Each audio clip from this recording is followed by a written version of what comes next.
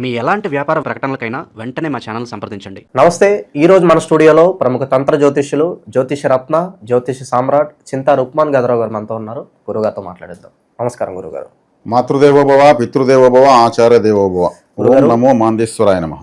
గురుగారు, ఆగస్ట్ మాసం, అందులోనూ విశేషంగా శ్రావణ మాసం, కుంభరాశి వాళ్ళకి ఈ నెల ఏ విధమైన పరిస్థితులు ఎదురు కాబోతున్నాయి, ఎలా ఫేస్ చేయాలంటారు, ఎలాంటి జాగ్రత్తలు పరిహారాలు తీసుకుంటే బాగుంటుందంటారు? ఈ కుంభరాశి వాళ్ళు మనం ఈ ఆగస్టు మాసం గురించి చెప్పుకోబోయే ముందు కొద్దిగా వీరి యొక్క ప్రత్యేకతలు మనం చెప్పుకుందాము. జనరల్గా మనం ప్రతి వీడియోలో ప్రతి మాసం ప్రతి రాశి గొప్పదే అని, ఆ రాసుకున్న ముఖ్యమైన విషయాలు మనం చెప్పుకుంటూ వస్తున్నాం. అందులో భాగంగా కుంభరాశి అంటే ఒక నిగూఢమైన రాశి, ఒక రహస్యమైన రాశి, అత్యంత పవిత్రమైన రాశి. ఎందుకంటే కుంభము అంటే ఒక కలశము, ఒక కుండ, ఒక బిందె ఇలా వస్తుంది అర్థం. అందుకే ఆ రాశి సింబల్ కూడా చూస్తే ఒక కుండ కానీ, లేదా ఒక స్త్రీ లేదా ఎవరో ఒకరు కుండ ఇలా ఎత్తుకున్నట్లు సింబల్ వేస్తారు. అందుకు కుంభం అన్నారు. ఇది ప్రపంచమంతా ఆమోదించింది. వాళ్ళు ఇంగ్లీష్లో పెట్టే పేరు కూడా అక్కడ కూడా సింబల్ ఇదే ఉంటుంది.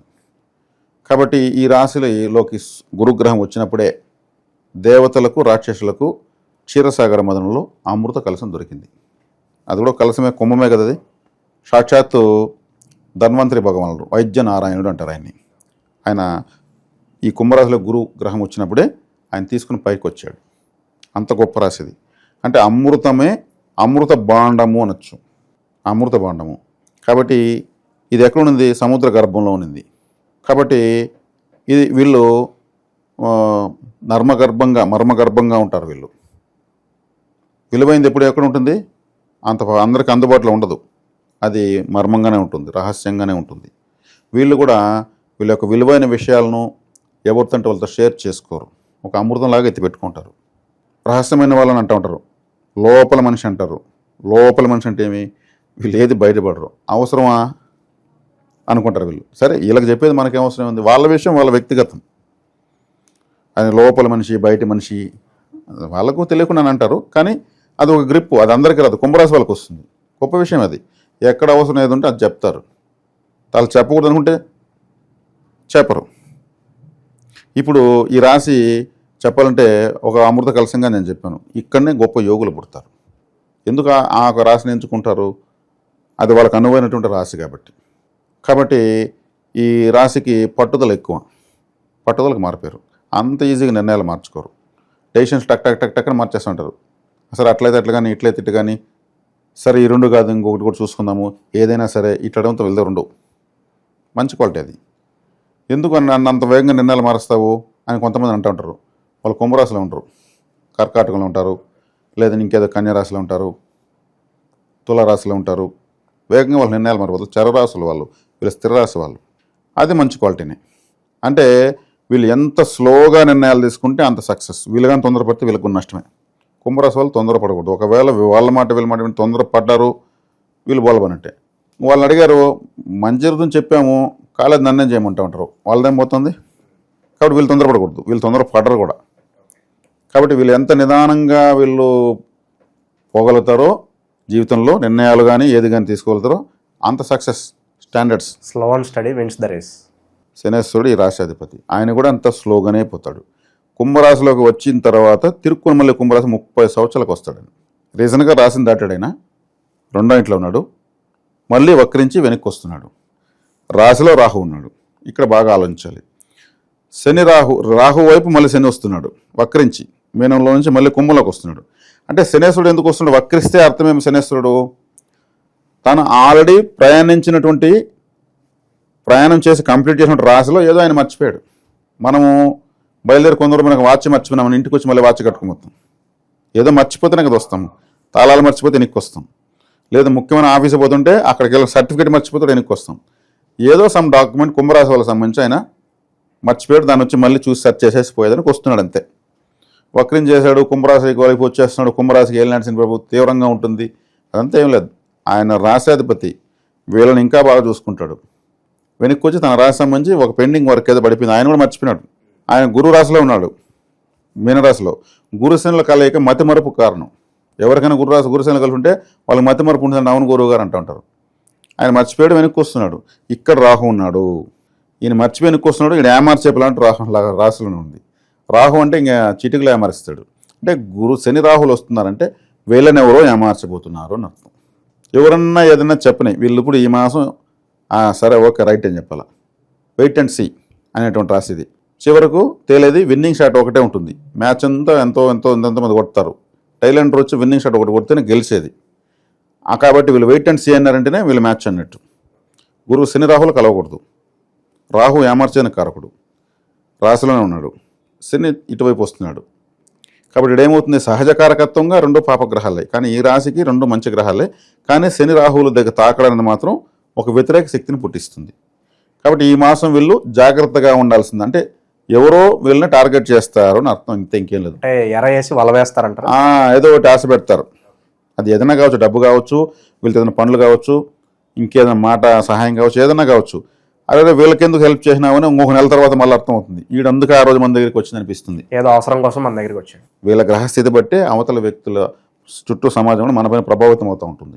కాబట్టి శని రాహువుల కలయిక అనేది మోసపోవడానికి అవకాశం ఇస్తుంది. కాబట్టి అలర్ట్గా ఉండాలి. వచ్చిన ప్రతి అవకాశాన్ని, అంటే వచ్చిన ప్రతి సందర్భాలు వేరు చేస్తే పోతే చాలు. ఆ క్యాలిక్యులేషన్ వేయగలిగితే వీళ్ళు సక్సెస్. తర్వాత 5లో గురువు ఉన్నాడు. 5లో గురువు ఉంటూ రాశిని చూస్తాడు. ద్వితీయాధిపతి పంచమలో ఉన్నాడు. ఈ రాశికి రాహువుని చూస్తాడు. అంటే గురువు అంటే ఒక పెద్ద మనిషిని అర్థం. వీళ్ళకి ఎవరన్నా వచ్చారు దగ్గరికి, ఏదన్నా ఇటువంటి డీల్స్ నేను చెప్పినట్టు చేశారు, మధ్యలో ఇంకో తేడా పాటిని ఎంటర్ చేయాలి వీళ్ళు. నువ్వు పలానా ఆయన తొడుక్కురా, ఆయనతో చెప్పి నేను ఇస్తాను, నువ్వు చెప్తే నేను ఇస్తాను, ఈ విధంగా. అప్పుడేముంది, ఆయనకు ఆ వ్యక్తిపై నమ్మకం ఉంటే మీకు హామీ ఇస్తాడు. నేను హామీ ఈయన ఉన్నాడు అనుకో, నువ్వు నమ్మదగిన వ్యక్తి కాదు. గురువు చూస్తున్నాడు కదా ఇక్కడ వ్యవహారం మొత్తం. గురువు అంటే పెద్ద మనిషి కదా. కాబట్టి మూడో మనిషి లేకుండా మీరు ఏది చెయ్యకూడదు. 1-on-1 డీలింగ్ అనేది పనికిరాదు. ఇంకా అట్లా పెట్టుకోలేదు, నీకెందుకు నేను హామీ, ఆయనతో నీకెందుకు, ఆయన వద్దు ఈయన వద్దని అంటే వీడు ఏమర్సని అర్థం. అంటే ఆయన దగ్గర ఆల్రెడీ నాకు బ్యాట్ నేమ్ ఉంది, ఆయనే రికమెండేషన్ దొరుకునంటే కుదరదు కదా. గురువు ఏం చేస్తాడు, పెండింగ్ పెడతాడు. నేను మళ్ళీ చెప్తానంటే దీన్ని వదిలేరబ్బా అని. అది వీళ్ళు అర్థం చేసుకోవాలి. మళ్ళీ చెప్తానంటే వీళ్ళకి ఇమ్మీడియట్ నువ్వు ఇవ్వద్దు, సహాయం చేయొద్దు అని చెప్పకుండా అది కోడింగ్ అర్థం చేసుకునేది. సహాయం చెయ్యి అంటే అతను రాకుండా ఫోన్ చేసిన 4 సార్లు ఆయనే ఫోన్ చేస్తాడు. కాబట్టి నువ్వు నేనున్నా నీకు ఎందుకని. కాబట్టి ఈ కాంబినేషన్ చూసుకోవాలి. ఇక శుక్రుడు 6వ ఇంట్లో ఉన్నాడు. శుక్రుడు 6వ ఇంట్లో మంచివాడు కాదు. శుక్రుడు కర్కాటకంలో అసలు మంచివాడు కాదు. కర్కాటకంలో శుక్రుడు ఉంటే మాతృ సంబంధమైన విషయాల్లో అనుకూలంగా ఉంటుంది, భార్య సంబంధమైన విషయాల్లో వ్యతిరేకంగా ఉంటుంది. శుక్రుడు భార్యకారకుడు, స్త్రీలకు అలంకారకి సంబంధించిన వాడు. వీళ్ళు అధికంగా సౌందర్య విషయాలకు ఎక్కువగా శారీస్, గోల్డ్ కొనడము, ఇట్లాంటి సౌందర్యమైనటువంటి విషయాలు ఖర్చు పెట్టిన అవకాశం ఉంటుంది. కొంచెం చూసుకొని పోవడం మంచిది. భర్తకు ఈరోజు అంటే ఈ రాశిలో ఉన్న వాళ్ళకి కాస్త ఏలినాటిసిన ప్రభావం ఉంది, రివర్స్లో ఉంది.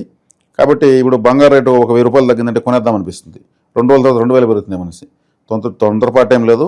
కొంచెం నిజంగానే మనకు ఎంత రేట్ అయినా కొనుక్కోగలిగినప్పుడు కొనుక్కుంటే మంచిది. శుక్రుడు ఈ గోల్డ్ అండ్ డైమండ్స్ అంతా కూడా కారకుడు అవుతాడు. జ్యువెలరీస్ అంతా ఆయనే కారకుడు. రాహు రాశిలో ఉన్నాడు కాబట్టి ఆశలు ఎక్కువ పుట్టిస్తూ ఉంటాడు. రాహు అది తిందాము, ఇది తీసుకుందాం, అది తీసుకుందాం. రాహు తల ఉంటుంది, ఎక్కువ ఆలోచిస్తారు, మల్టిపుల్ ఆలోచనలు వచ్చేస్తూనే ఉంటాయి. ముందు మనం కొనేయాలంతే. ఆల్ గిల్టీస్ నాట్ గోల్డ్ అంటాం కదా, ఆల్ గిల్టీస్ ఈజ్ గోల్డ్ అంటాడు రాహు. మెరిసేందా బంగారు అంటాడు. నువ్వు కొను మళ్ళీ చూద్దామంటాడు. ఈ లాటరీలు కొనమంటాడు రాహు. లాటరీ కూడా రాహువే కారకుడు. అంటే లాటరీలు లేవనుకోండి. కాబట్టి ఇది శుక్రుడు యొక్క ప్రభావం. ఆడ మంచి కొంచెం కేర్ఫుల్గా ఉండడం మంచిది. ఒక స్త్రీ వల్ల ఏదన్నా ఇబ్బందులు వచ్చే అవకాశాలు కనిపిస్తున్నాయా?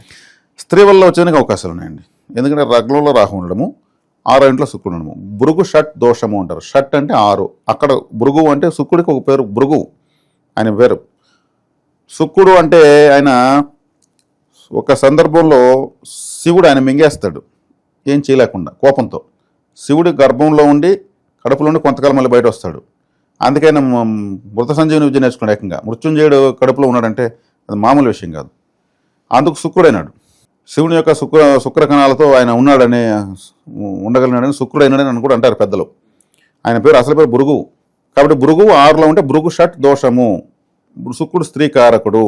అక్కడ స్త్రీ రాశిలో ఉన్నాడు. ఇక్కడ రాశిలో రాహు శుక్రుడికి అష్టమంలో ఉన్నాడు. కాబట్టి ఇటువంటి వాటికి మల్టిపుల్ రిలేషన్స్కి కొంచెం ఆలోచన గతితో ఆలోచించడానికి ఆలోచనలు వస్తాయి. అందరూ చేసేస్తారు ఇటువంటి ఆలోచనలు కాదు. కాస్త జాతకరీత్యా గ్రహ బలాలు వీక్గా ఉన్న వాళ్ళు అలా ఆలోచించే అవకాశం టెంప్టేషన్స్ ఎక్కువ. ఉంటాయి. వ్యామోహం ఎక్కువ అవుతుంది. దాంట్లో కొంచెం మనం చెప్తున్నాం కాబట్టి వీళ్ళు జాగ్రత్త తీసుకుంటే చాలు, ఏం కాదు. తర్వాత రవి ఏడో ఇంట్లో ఉన్నాడు, స్వక్షేత్రంలో ఉన్నాడు, 6-7 స్థానాలను ప్రభావితం చేస్తున్నాడు. రవి స్వక్షేత్రంలో ఉండడం ఈ రాశిని చూడడం అంత మంచిది కాదు. ఆడ రాహువు వీక్షణ రవికి మంచిది కాదు. రాహువు రవిచంద్రులను గ్రహణ రూపంలో బాధిస్తాడు. కాబట్టి తండ్రికి, రవి అంటే తండ్రి కదా, తండ్రికి హృదయ సంబంధమైనటువంటి నొప్పులు, ఈ చెస్ట్లో నొప్పి రావడము, లేదా ఏదైనా హార్ట్ సమస్య సర్జరీలు జరగడము, లేదంటే దానికి సంబంధించిన మందులు వేసుకోవడము, లేదా తండ్రికి మరీ ఆయుష్ ఎక్కువైంటే ఆయన కాలం అయిపోవడము, తండ్రి సమాలకు అరిష్టం జరగడము. రాహువు చూశాడంటే ఇంకా దీంట్లో మనం శుభత్వం అని చెప్పలేం. రాహువు కంపల్సరీ బాధించే తీరుతాడు. కొంతమందికి క్యాన్సర్ బయటపడ్డం, తండ్రికి క్యాన్సర్ బయటపడుతుందంటే అంతకుముందు 5 సంవత్సరాల ముందు స్టార్ట్ అవుతుంది. క్యాన్సర్ ఉంది అని తెలిసిన 5 సంవత్సరాల ముందు స్టార్ట్ అవుతుంది. దాన్ని గుర్తించేటువంటి పరిజ్ఞానం లేకపోగా ఉంది అనేసి తనుకునే కాడికి 5 ఏళ్ళు పడుతుంది. అవి గుర్తించబడము, క్యాన్సర్ రిలేటెడ్ రావడము ఇలాంటివి ఉంటాయి. కాబట్టి ఇక్కడ ఈ విషయంలో వీళ్ళు కేర్ఫుల్గా ఉండాలి. సరైన వైద్యాలు తీసుకోవాలి. ఇప్పుడు మంచి మంచి హాస్పిటల్స్ ఉన్నాయి, వాటిని చూసుకోవాలి. తండ్రి సంబంధం కొంచెం దూరంగా ఉండడం కూడా మంచిదే. తండ్రికి దూరంగా ఉంటే కొంచెం తాకడ తక్కువ. తర్వాత కుజుడు 8లో ఉన్నాడు. అష్టమ కుజుడు మంచోడు కాదు. 2 వీలర్లో వెళ్ళేటప్పుడు కేర్ఫుల్గా ఉండాలి.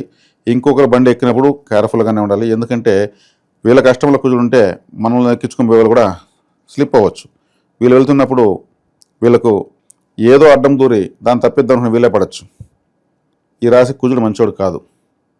కాబట్టి కుజుడు అష్టంలోనూ కరెక్ట్ కాదు. కాబట్టి దానికి ఏం చేయాలంటే సుబ్రహ్మణ్య ఆరాధన చేయాలి.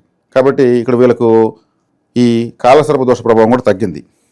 మొన్నటి వరకు కుజకేతులు కలిసి సప్తమ స్థానంలో ఉన్నారు, పిశాచ యోగంలో ఉన్నది, అది కొంచెం వదిలింది. కుజకేతులు కలిస్తే జ్యోతిశాస్త్రం పిశాచ యోగాన్ని తెలియజేస్తుంది. సప్తమ స్థానంలో ఉండడం వల్ల రాశిని చూడడం వల్ల తొందరని తొట్టుపాటుని తెలియజేస్తుంది. అది ఇప్పుడు దాటింది. కాబట్టి దాటినా కానీ అష్టమ స్థానానికి కుజుడు వచ్చాడు. కుజుడు అంత మంచివాడు కాదు. కాబట్టి వీళ్ళు ఈ వాహనం విషయాల్లో జాగ్రత్తగా ఉండాలి. శుభకార్యాల పరిస్థితి కూడా, శుభకార్యాల పరిస్థితి తీసుకుంటే అంత శుభంగా అయితే ఏం లేదు. లగ్నం రాహు ఉండడము, శని వక్రించి వెనక్కి రావడము, 6-7లో రవి రావడము, బుధుడు కూడా 7లో ఉన్నాడు. బుధుడు 7లో ఉండడం మంచిదే, కానీ కేతు నక్షత్రంలోకి ప్రవేశిస్తున్నాడు. కేతు అంటే తలలేని గ్రహం. తలలేని గ్రహంలోకి ఇంటెలిజెన్స్ ఉన్నటువంటి ప్లానెట్ వస్తూ ఉంది. బుధుడు అంటే ఇంటెలిజెన్స్, ఆయన తలలేనటువంటి నక్షత్రం గ్రహం యొక్క నక్షత్రంలోకి వస్తున్నాడు. కేతు యొక్క నక్షత్రంలోకి వస్తున్నాడు. సరైన నిర్ణయాలు చేయలేరు, కన్ఫ్యూజన్స్ వస్తాయి. బుద్ధికారుడు బుధుడు తలలేనటువంటి గ్రహ నక్షత్రంలోకి వచ్చినప్పుడు కన్ఫ్యూజన్స్ వస్తాయి. కాబట్టి బుధుడు కూడా శుభగ్రహ నక్షత్రంలో ఉన్నప్పుడు శుభగ్రహం అవుతాడు, అశుభగ్రహ నక్షత్రంలో కూడా అశుభగ్రహమే అవుతాడు. కాబట్టి బుధుడు యొక్క స్థితి కూడా అంత కంఫర్ట్గా లేదు. ఇక చివరగా కుంభరాశి వాళ్ళకి పలానా విషయంలో జాగ్రత్తగా ఉండండి అని చెప్పి సూచనప్రాయంగా చెప్పాలంటే ఏం చెప్తారు? ఆగస్టు మాసం అంతా కూడా, ఆగస్టు మాసం వీళ్ళు తండ్రి సమానాలకు సంబంధించి కొంచెం దూరంగా ఉండాలి. లేదు వాళ్ళకి ఏదైనా అరిష్టం అయితే మాత్రం దగ్గరుండి చూసుకోవాలి. రుద్రాభిషేకం చేయడం మంచిది. ప్రదోష కాలంలో తండ్రి పేరుతో నందీశ్వరుడి దగ్గర తండ్రికి సంబంధించినటువంటి అర్చనాభిషేకాలు చేయించడం మంచిది. అదేవిధంగా వీళ్ళకు హృదయ సంబంధమైనటువంటి ఏదైనా సమస్యలు వీళ్ళకి వచ్చేదని కూడా అవకాశం ఉంటుంది. లగ్నం రాహు, సప్తంలో రవి కాబట్టి అంటే ఆరోగ్యపరంగా ఎటు తిరిగి చూసుకోవాలనేది ప్రధాన సూచన ఇక్కడ. ఇక దైవిక పరంగా ఎలాంటి పరిహారాలు చేసుకుంటే బాగుంటుందంటారు గురువు? దైవిక పరంగా చేసుకుంటే దుర్గారాధన, కాలభైరవ ఆరాధన. ఎందుకంటే కాలభైరవుడు శనేశ్వరుడికి గురువు, దుర్గాదేవి రాహుకు అధిష్టాన దేవత. వీళ్ళిద్దరూ కంజక్ట్ అయ్యేదానికి ఇట్లా వస్తున్నారు. కాబట్టి ఈ దేవతలను ఆరాధించడం వల్ల ఈ కంబస్ట్ అనేది వీళ్ళకు వ్యతిరేక ఫలితాన్ని ఇవ్వదు. సో నిత్యం మనం అనుకున్నది ఏదన్నా పాజిటివ్గా జరగాలన్నా, ఆ పనులు ముందుకెళ్ళగలన్నా ఏదన్నా మంత్రం ఏదన్నా ఉంటుందో, ఏదన్నా నిత్యం వీళ్ళు జపిస్తుంటే బాగుంటుందంటారు ఏదన్నా పాజిటివిటీ కోసం? నిత్యం వీళ్ళు జపించాలంటే వీళ్ళు చక్కగా ఏం చేయొచ్చు అంటే మృత్యుంజయ మంత్రం జపించడం మంచిది.